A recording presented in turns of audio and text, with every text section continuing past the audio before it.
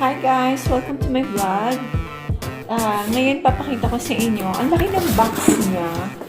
Yes, ito yung box niya. Tapos meron siyang extra small box sa loob. Ito. Yan. Nag-order kami ng tripod from Amazon.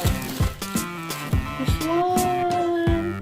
And guys, And give me that one, Anna. And come on now, do it now.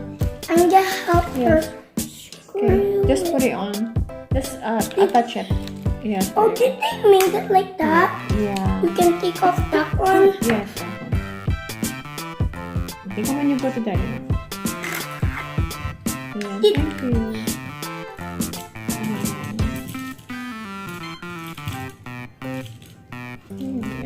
Yan, ganyan guys.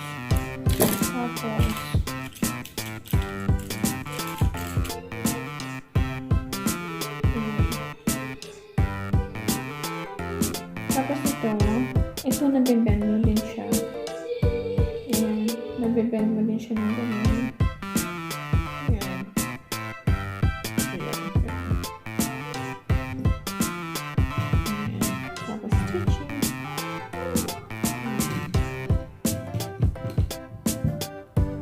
Ayan. Ayan. Ayan. Kung gusto nyo tanggalin ito sa taas, i-press nyo lang itong button. Ito. Ayan. Ganun lang. Kadali. Tapos, balik nyo lang din siya. Ayan. Balik nyo lang siya ng ganyan. Ayun. Tapos, guys, sobrang, nito, lightweight and flexible. Alam nyo, guys, ang maganda dito kasi kapag nasa labas kayo, pwede nyo siyang ipatong somewhere. I-fold nyo lang to siya. Kanina tinry ko siya dun sa may stair. Tinry ko siya dun kanina sa may hagdanan. Ayan, ganyan lang. Ayan.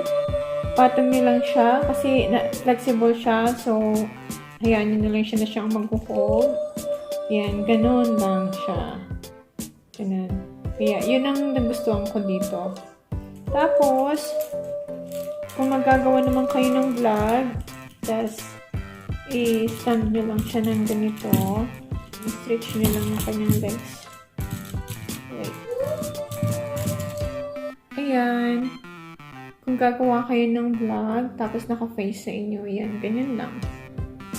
Gusto ko siya kasi sobrang gaan niya. Yan, sobrang gaan niya. Yung ganyan. Ayan. At meron din siyang remote. Ayan. Ayun guys, kasi napo-fold siya yung legs niya. Kaya ito yung advantage nun. Halimbawa na sa outside kayo, pwede nyo siyang ipatong kahit saan.